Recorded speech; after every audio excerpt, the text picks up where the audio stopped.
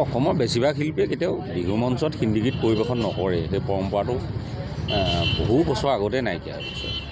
যিসকল 2-4 গোটা শিল্পীয়ে মুম্বাইতো গীত পৰিৱেশন কৰিছে, তেওঁলোকক অনুৰোধ কৰিলে, শ্ৰোতাই অনুৰোধ কৰিলে কেতিয়াবা 2-এটা গীত গোৱাটো এটা সুকীয়া কথা। তাৰ বাহিৰে তেনেকুৱা একো নাই।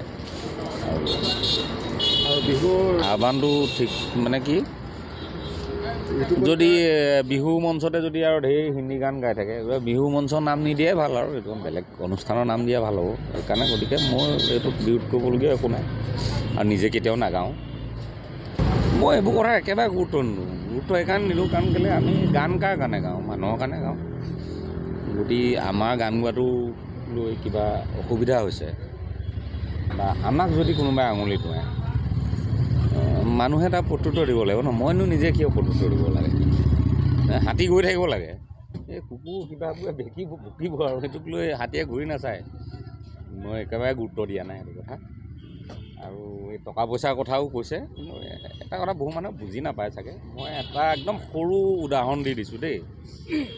এই আমাৰ ভাৰতীয় ক্ৰিকেট দলৰ নেশ্যনেল খেলবোৰৰ কথাটো বেলেগ, তেনেকৈ ৰেডিঅ' চেণ্টাৰৰ কথাবোৰ বেলেগ। শিল্পীৰ মাননিটো ৰেডিঅ' চেণ্টাৰত A গ্ৰেডৰ শিল্পীৰ বেলেগ, ছিনিয়ৰ শিল্পীৰ মাননি বেলেগ।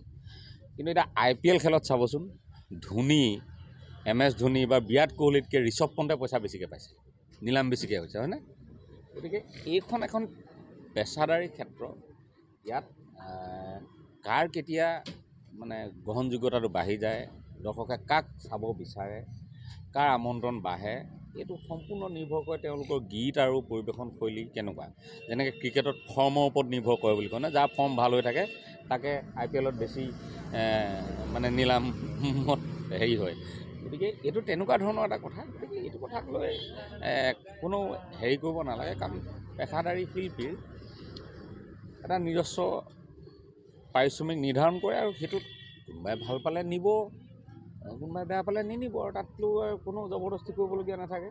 গতিকে এইবোৰক লৈ অনাহুত বিতৰ্ক। অসমত ভাবিবলগীয়া বহুত কথা আছে, চিন্তা কৰিবলগীয়া ঢেৰ সমস্যা আছে। সেইকাৰণে ৰাজীৱ শদিয়াৰ গীতেৰে কওঁ, লাগিব লাগে কিহত লাগি আছোঁ আমি, কিহত কি চলিছে কি দেখিছোঁ সোণৰ অসমত। এইটো একদম উত্তম কথা।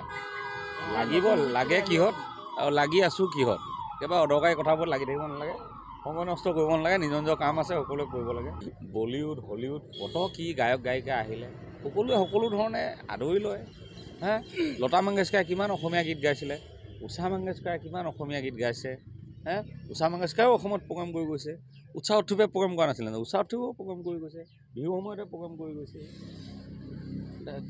তাক লৈ কোনো সন্ধিয়া নবলগীয়া বা ভয় কৰিবলগীয়া কি কথাটো আছে? অসমৰ অৰঙে দৰঙে ইমান বিহু অনুষ্ঠান হয়, কোনোবা কাৰোবাক যদি ক'ৰবালৈ মাতে, কাৰোবাক ক'ৰবালৈ মাতিব। একো কথা এইবোৰ একেবাৰে অদৰকাৰী কথা। মই এইটো একেবাৰে তিলিকিটা উৰাই দিওঁ আৰু এনেকুৱা কথা। মই সোমাই থাকিবলৈ বেয়া পাওঁ এইবোৰ কথাৰ মাজত। আৰু যি প্ৰকৃত শিল্পী, তেওঁ সত্তাটোক ৰাইজে ৰক্ষণাবেক্ষণ দিব, তেওঁ একো চিন্তা কৰিব নালাগে। আপুনি বিচৰা বাতৰি পাব কেৱল নিউজ 18 এপত। নিউজ 18 এপ ডাউনলোড কৰিবলৈ স্কেন কৰক এই QR কোড। গুগল প্লে ষ্টৰতো পাব এই নিউজ 18 এপ।